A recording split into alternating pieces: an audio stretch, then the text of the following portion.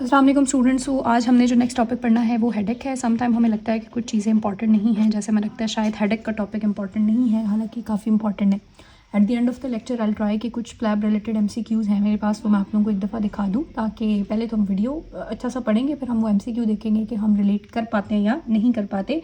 Headache को कभी भी लाइट नहीं लेना चाहिए, स्पेशली अगर कोई कह दे कि मुझे वर्स्ट हेडेक हुआ है, जैसे कोई चीज़ मेरे दिमाग में फट गई है, या हेडेक के साथ अगर विजुअल सिम्टम्स हैं, हेडेक के साथ वॉमिटिंग है, हेडेक के साथ अगर फोटोफोबिया, नेक रिजिडिटी, तो आप लोगों को पता है ये सारी चीज़ें क्या इशारा करती हैं। वर्स्ट हेडेक का मतलब सबअराकेनॉइड हेमरेज है, अगर साथ में विजुअल सिम्टम्स हैं तो वो क्लस्टर हेडेक हो सकता है, कैसे अभी हम देखेंगे। और अगर फोटोफोबिया, रिजिडिटी है तो वो मेनिंजाइटिस भी हो सकता है। लेकिन वो स्पेसिफिक डिजीज़ हमने नहीं पढ़ने, अभी हमने बहुत आसान सी बात करनी है कि हेडेक को सॉरी 3 तरह के हेडेक को भी यहाँ पे हमने पढ़ना है। उसके बाद कुछ MCQ भी देखने हैं। नंबर 1 टेंशन हेडेक होता है, नंबर 2 जो है वो माइग्रेन की वजह से हेडेक है, और नंबर 3 हमारे पास जो है वो क्लस्टर हेडेक है। ठीक है, अब जो टेंशन हेडेक है ना, वो क्यों है, वो ज़्यादा कॉमन है। ठीक है, सबसे ज़्यादा कॉमन यही पाया जाता है। ये कॉन्स्टेंट और बायलेटरल, यानी ऐसे होता है कि पूरे सर में दर्द है, ऐसे नहीं होता कि वो कहे सर की चोटी में दर्द है, आगे माथे के ऊपर दर्द है, आधे सर में दर्द है, ऐसा नहीं होता। माइग्रेन जो है वो यूनिलेटरल और बायलेटरल दोनों हो सकता है, ये बायलेटरल होता है। ठीक है, लेकिन माइग्रेन 70% तक जो है वो यूनिलेटरल होता है, आधे सर का दर्द होता है, और इसमें साथ नोजिया, वॉमिटिंग, और फिर एक ओरा की एसोसिएशन होती है, यानी विजुअल स्पेक्ट्रा, उनको ऐसे जेब्रा क्रॉसिंग लाइन उस तरह की चीज़ें नज़र आती हैं, बहुत ज़्यादा फ्लिकरिंग लाइट से एक्सपोज होने के बाद स्टार्ट हो जाता है। और जो क्लस्टर हेडेक है ना, क्लस्टर का मतलब होता है ग्रुप, तो ये हेडेक ना एक ग्रुप की फॉर्म में होता है। ग्रुप की फॉर्म में ना सेंस कि ये एक साइड के ऊपर होता है, हमेशा एक साइड के ऊपर होता है, एक स्पेसिफिक सीज़न के अंदर होता है, और स्पेसिफिक टाइम होता है दिन का, सिर्फ उसी वक्त होता है। ठीक है, और इसमें ना सिर्फ हेडेक होता है बल्कि साथ में नेक्रीमेशन भी होती है और इस तरह की चीज़ें भी, सो इसके बारे में भी बात करेंगे। तो ये 3 तरह के हेडेक, थोड़ा बहुत सिम्टम्स से आपको समझ आई होगी कि किन किन हेडेक से हम बात कर रहे हैं। सो इनकी थोड़ी सी अगेन सॉरी फीचर्स के बारे में और ट्रीटमेंट के बारे में पढ़ेंगे, फिर कुछ सिनेरियो से देखेंगे कि हम डिफरेंशिएट कर पाते हैं या नहीं कर पाते हैं। सो सबसे पहले हम लोगों ने पढ़ना है टेंशन हेडेक के बारे में। टेंशन हेडेक जो हम सबको होता है, एग्जाम का स्ट्रेस है, नींद पूरी नहीं हो रही, ठीक है, वो वाला हेडेक होता है। सो वो कहते हैं कि टेंशन हेडेक जो है वो most common type of headache है। आपने इन तीनों हेडेक को कोशिश करें कैसे डिफरेंशिएट कर लें और वहाँ पर चीज़ें देख लें। ठीक है, अब ये वाला जो हेडेक है, अगर हम इसके फीचर्स की बात करेंगे तो नंबर 1 ये कि ये तो कॉन्स्टेंट हेडेक है, लगातार होता रहता है। नंबर 2 आपने याद रखना है, ये बायलेटरल होते हैं, नहीं पूरे सर का दर्द होता है। ठीक है, और वो इसको करेक्टराइज कैसे करता है, ऐसे लगता है जैसे कि बहुत ज़्यादा टाइट बैंड लाइक फीचर आ रहा है, जैसे एक बैंड जो है वो आपके सर को कॉम्प्रेस करता है, इस तरह से बैंड लाइक या प्रेशर वाली जो एक फीलिंग है वो पेशेंट को आती है। So constant bilateral band like tight pressure लग रहा है, इस तरह का हेडेक है ये। और जैसे जैसे दिन आगे जाता है ये हेडेक जो है ये भी ज़्यादा होता जाता है। और अगर हम इसके ड्यूरेशन की बात करें या माइग्रेन के साथ इसको कंपेयर करें तो ये हेडेक जो है वो काफ़ी दिनों और दिनों से लेके हफ्तों और हफ्तों से लेके महीनों तक भी इवन जारी रहता है। लेकिन जो माइग्रेन है वो होता है 48 से 72 घंटों के लिए और फिर वो ख़त्म हो जाता है। ठीक है, और इसके अगर हम ट्रिगर्स की बात करेंगे तो ट्रिगर में आपने ये बात याद रखनी है कि बहुत ज़्यादा अगर स्ट्रेस ले लिया, ठीक है, या स्लीप डिप्रिवेशन है, नींद की कमी है, ठीक है, नींद पूरी नहीं हो रही है, इसी तरह डिहाइड्रेशन है बॉडी में, या हंगर है, भूख लगी हुई है, तो भी ये इनिशिएट हो सकता है। बाकी माइग्रेन से ये इस तरह से डिफरेंशिएट होता है कि एक तो ये कांस्टेंट और टाइट बैंड लाइक फीचर है वो पल्सेटिंग और थ्रॉबिंग होता है, ये मोस्टली बायलेटरल होता है, वो यूनिलेटरल होता है, और उसके बाद ये कई हफ्तों और महीनों तक जारी रहता है, जबकि वो 48 से 72 घंटों के लिए होता है। और ये वाला जो हेडेक है ये एसोसिएटेड नहीं होता विद एनी काइंड ऑफ ओरा और एनी काइंड ऑफ नोजिया और वॉमिटिंग, जबकि जो माइग्रेन है वो एसोसिएटेड होता है। अब अगर हम लास्टली इसके ट्रीटमेंट की बात करेंगे तो इसके अंदर फिजियोथेरेपी जो है वो इम्पॉर्टेंट है, और बाकी जो फर्स्ट लाइन एजेंट है इसके अंदर वो हमारे पास एनसेड्स और एसिटोमिनोफेन है, पैरासीटामोल सॉरी एसिटोमिनोफेन जो है वो फर्स्ट लाइन है, और उसी से हमारा गुजारा चल जाता है। अगर बहुत क्रॉनिक है तो TCA जो है वो भी पेशेंट को दिया जा सकता है, और समटाइम बहुत ज़्यादा पेन किलर लेने के बाद भी ये हेडेक स्टार्ट हो सकता है, तो उसको एनर्जेटिक हेडेक कहते हैं। सो ये टेंशन हेडेक है बेटे, उसकी फीचर्स आपने याद रखने, अभी आपसे कुछ सिनेरियोज में पूछूंगी। नंबर 2 जो इंपॉर्टेंट हेडेक है वो हमारे पास माइग्रेन है। सो माइग्रेन के बारे में आपने सुना ही होगा, इन लोगों को बहुत ज़्यादा रोशनी से एक्सपोज हो रहे हैं, कोई ऊँची आवाज़ सुन रहे हैं तो एकदम से जो है वो इनको पता होता है कि बस अब आहिस्ता आहिस्ता सर का दर्द शुरू हो गया, इनको ऐसे एक विजुअल स्पेक्ट्रा सा नज़र आना शुरू हो जाता है, घर जाके सर का दर्द शुरू हो जाता है, इनका काम करने का बिल्कुल दिल नहीं करता और ये रेस्ट करना चाहते हैं। और किसी डिम कमरे वाली लाइट में जाके सो जाते हैं, सो के उठते हैं तो बेटर फील करते हैं, और ये 48 से 72 घंटों के लिए रहता है। कुछ जो है जैसे एक टाइप में ओरा होता है और एक टाइप में ओरा नहीं होता, ये विजुअल स्पेक्ट्रा वगैरह। बाकी ओवरऑल ये एसोसिएटेड होता है विद नोजिया एंड वॉमिटिंग। इसकी क्या इटियोलॉजी है वो हमें नहीं पता। अब हम इसके फीचर्स की बात कर लेते हैं कि ये एक तो जेंडर वाइज अगर हम बात करेंगे तो फीमेल्स को ज़्यादा इफेक्ट करता है, 20% ज़्यादा इफेक्ट करता है एज़ कम्पेयर टू मेल।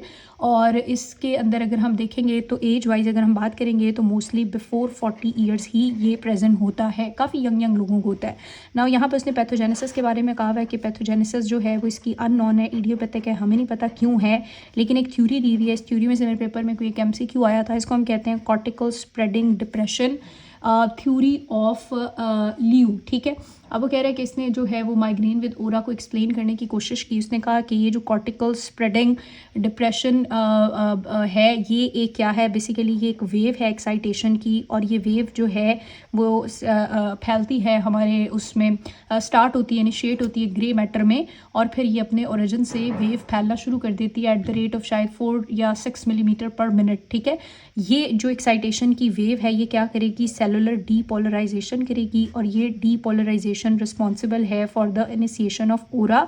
और इसके बाद फिर क्या होगा कि ट्राइजेमिनल फाइबर स्टिमुलेट होते हैं, और जब वो स्टिमुलेट होते हैं तो वो हेडेक फेस के लिए रिस्पॉन्सिबल हैं कि उस टाइम फिर सर का दर्द शुरू हो जाता है।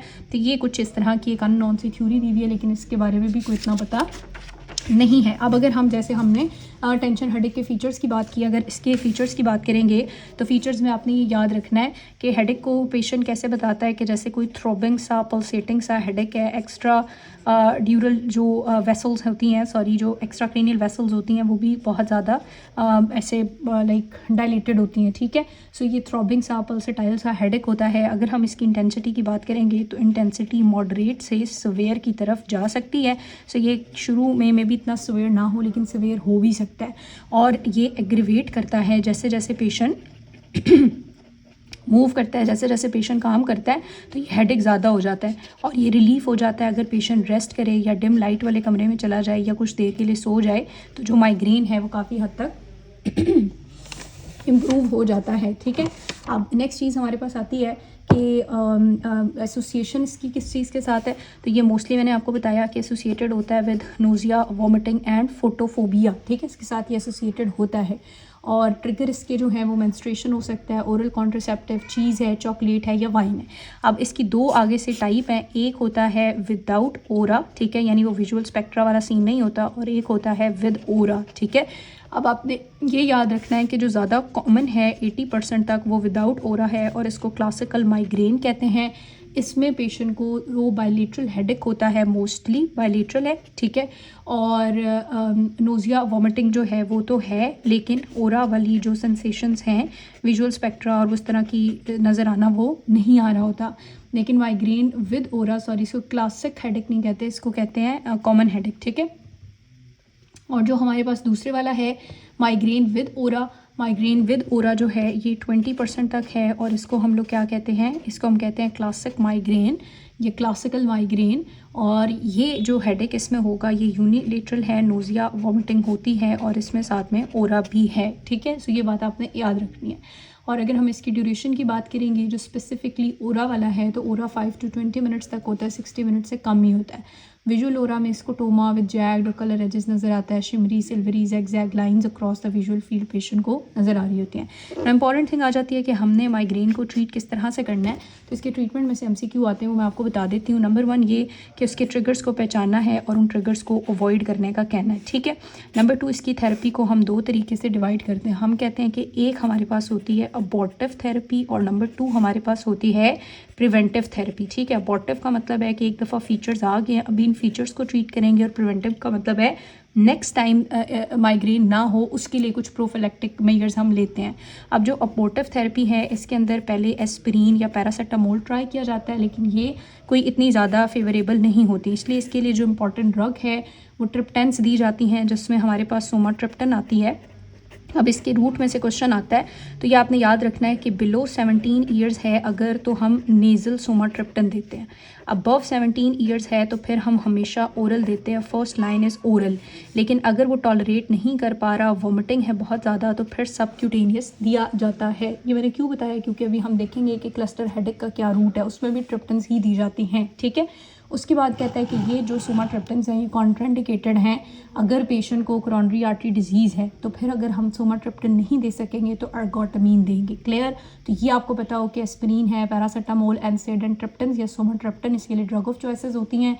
वो क्या हैं, वो 5-HT1 सेरोटोनिन एगोनिस्ट हैं। वो पोटेंट वेजो कंस्ट्रक्टर हैं, वो जो पल्सेशन थी, डायलेटेड आर्टरीज थी, उनको कंस्ट्रक्ट करने में हेल्प करती हैं। ट्रिप्टन और एनसेड को मिला दें तो ज़्यादा अच्छा इफेक्ट भी आ सकता है। नंबर 2, प्रिवेंटिव थेरेपी में से हमेशा MCQ आता है। वो क्या MCQ आता है कि प्रिवेंशन के लिए कौन रिस्पॉन्सिबल है। प्रिवेंशन के लिए जो फर्स्ट लाइन देते हैं हम वो बीटा ब्लॉकर, और उसमें भी हम क्या देते हैं, प्रोप्रानोलॉल देते हैं। ये आपको पता होना चाहिए। उसके अलावा कैल्शियम चैनल ब्लॉकर हैं, या फिर हमारे पास एंटी कन्वल्सेंट्स हैं या TCAs हैं, ये भी दिए जा सकते हैं, ठीक है। लेकिन मोस्टली जो है वो बीटा ब्लॉकर्स ही दी जाती हैं। अब लास्ट तरह का हेडेक रह गया जो इंपॉर्टेंट है, उसको सुन लें, फिर तीनों को हम लोग रिलेट कर लेते हैं। सो थर्ड तरह का जो हेडेक है उसको हम क्लस्टर हेडेक कहते हैं। क्लस्टर का मतलब होता है ग्रुप, ठीक है। सो ग्रुप से क्या मुराद है कि ये ग्रुप में होता है। What do you mean by कि ग्रुप में होता है, ये हमेशा same part of the head को इफेक्ट कर रहा होता है। ये same time of the day पे होता है, यानी इवनिंग में, मॉर्निंग में, एक स्पेसिफिक टाइम में हो रहा होगा। और ये एक सर्टन सीजन में, यानी स्प्रिंग में, सर्दियों में या गर्मियों में, किसी स्पेसिफिक टाइम में, so same time, same site और सेम सीजन में बार बार हो रहा होता है। सो ग्रुप की फॉर्म में है, इसलिए इसको हम क्लस्टर हेडेक कहते हैं। इसको माइग्रेनस न्यूरल्जिया भी कहा जाता है। ये माइग्रेन से ज़रा लेस कॉमन है, लेकिन मेल्स में ज़्यादा होता है, ठीक है। इसका हमें नहीं पता क्या रीज़न है, लेकिन कोई जेनेटिक प्री डिस्पोजिशन ज़रूर है। अब इसके फीचर्स ये हैं कि इसमें यूनिलेटरल हेडेक होता है, और इप्सिलेटरल साइड पे, यानी अगर चेहरे की साइड पे हो रहा है तो उसी साइड पे हेडेक भी होता है जो 30 से 90 मिनट के लिए लास्ट करता है। उसी इप्सिलेटरल साइड पे पेरी ऑर्बिटल पेन भी होता है, यानी आंखों के इर्द गिर्द और वहाँ दर्द होता है।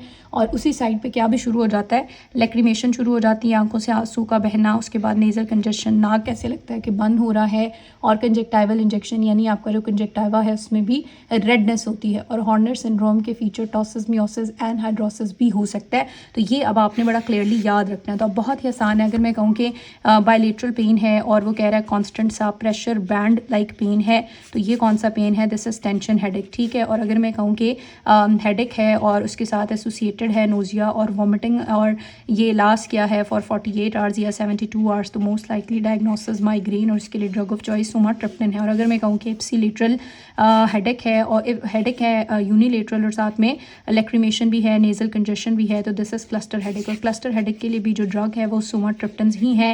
लेकिन आपने याद रखना है कि क्लस्टर हेडेक में हमने जो सोमाट्रिप्टन, दो चीज़ें होती हैं। एक इसकी जो बेस्ट थेरेपी होती है वो 100% ऑक्सीजन है, उसके साथ हम लोग जो है वो सबक्यूटेनियसली सोमाट्रिप्टन देते हैं, जबकि वहाँ हमारा फर्स्ट लाइन जो है वो क्या था, ओरल था। और इसकी जो आपने प्रिवेंशन करनी है, प्रिवेंशन के लिए calcium channel blocker first line होते हैं, और इसकी प्रिवेंशन के लिए बीटा ब्लॉकर जो हैं वो फर्स्ट लाइन एजेंट्स थे। सो ये मैं चाहती थी कि आप इसको ज़रा डिफ्रेंशिएट कर पाए। मैं कुछ एक आधा MCQ भी आपको दिखा देती हूँ। इसके अलावा आपकी बुक के अंदर 2 टॉपिक और लिखे हुए हैं जो बिल्कुल ऐसा इंपॉर्टेंट नहीं है। सूडो ट्यूमर सेरेब्राई, उसमें ये होता है कि आपका जो CSF है, सूडो क्या लिखा हुआ है, सॉरी, सूडो ट्यूमर सेरेब्राई, इसमें ये होता है कि CSF का जो ड्रेनेज है वो प्रॉपर्ली नहीं हो रहा। सो CSF की रिटेंशन से इंट्राक्रेनियल प्रेशर बढ़ता है, और इंट्राक्रेनियल प्रेशर बढ़ने से वेंट्रिकुलर डायलिटेशन होती है और कॉन्शियसनेस जो है वो इम्पेयर्ड हो सकती है। क्लिनिकली इसमें भी हेडेक होता है, साथ में डिप्लोपिया, विजुअल डिस्टर्बेंस और नर्व पल्सेस हो सकती है। उसमें हम CT वगैरह करते हैं और लंबर पंक्चर करते हैं, और ट्रीटमेंट वेट रिडक्शन और एसीटाज़ोलामाइड ड्रग ऑफ चॉइस है, और वो क्या करती है कि उसमें उसको इंट्राक्रेनियल प्रेशर को कम करने में हेल्प करती है। तो ये एक सूडो ट्यूमर सेरेब्राई है, जिसमें आपने याद रखना है कि CSF के ड्रेनेज में मसला। अब लास्ट एक टॉपिक है, उसके बाद मैं कुछ MCQ आपको बताती हूँ। वो टॉपिक है ट्राइजेमिनल न्यूरोलजिया, जिसको हम लोग क्या भी कहते हैं, टिक ड्यूलरेक्स भी कहते हैं, ठीक है। ये जो ट्राइजेमिनल न्यूरोलजिया है, इसमें बेसिकली होता ये है कि जो ट्राइजेमिनल नर्व है उसकी जो डिवीजन सप्लाई करती है हमारे फेस को, स्पेशली सेकेंड और थर्ड, यानी मैंडिब्यूलर और मैक्सिलरी, ठीक है। उसकी वजह से पेन होना है। और पेन क्यों हो रहा है, क्योंकि ट्राइजेमिनल नर्व कॉम्प्रेस हुई होती है, ठीक है। सो जब ये कॉम्प्रेस हो जाती है तो इसकी कॉम्प्रेस एग्जैक्ट मैकेनिज्म नहीं पता, लेकिन इसकी वैस्कुलर कॉम्प्रेशन होती है ड्यू टू सेरिब्रल आर्टरीज, वो इसको कॉम्प्रेस कर रही होती हैं at the level of brain stem, और पेशेंट को सवेयर रेपिटेटिव नाइफ लाइट जैसे छुरी चुभती है उस तरह का पेन हो रहा होता है फेस में। और ये पेन तब ज़्यादा होता है जब फेस को टच करो, ठंडी हवा में चलो, खाने से, और कुछ स्पेसिफिक वर्ड बोलने से। तो इसके लिए जो ड्रग ऑफ चॉइस है वो क्या है, कार्बामाज़ेपिन है। ठीक है, सो ये एमसीक्यू छोटे छोटे आ जाते हैं।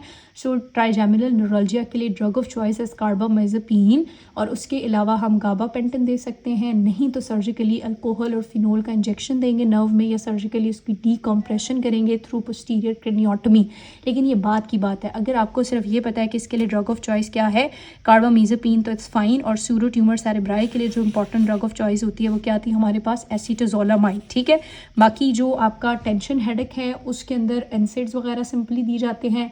जो माइग्रेन और क्लस्टर हेडेक है उसमें हम क्या देते हैं, उसमें हम देते हैं सुमाट्रिप्टन। सो आई होप कि now you can relate pharmacology as well in इस डिफरेंट टाइप ऑफ हेडेक के साथ। अब कौन सा हेडेक आपने बहुत सीरियस लेना है, ऐसा हेडेक जिसका एक्सपल्सिव ऑनसेट हो, जिसमें मेनिंजिज्म के फीचर हो, जिसमें पोजिशनल वेरिएशन हो, जिस हेडेक में नोजिया वॉमिटिंग हो, जिसमें साथ विजुअल सिम्टम्स हो, जिसमें कॉन्शियसनेस इम्पेयर हो, जो पेशेंट इम्यूनो कॉम्प्रोमाइज़ और हेडेक बता रहा है, या जिसकी एज 50 से ज़्यादा हो, उसमें हेडेक को हम लाइट नहीं लेते। अब 2-3 MCQ मैं आपको बताती हूँ, आई होप हमें आते हो, लेकिन आई डोंट नो कि आते होंगे या नहीं, बट हम करके देखते हैं।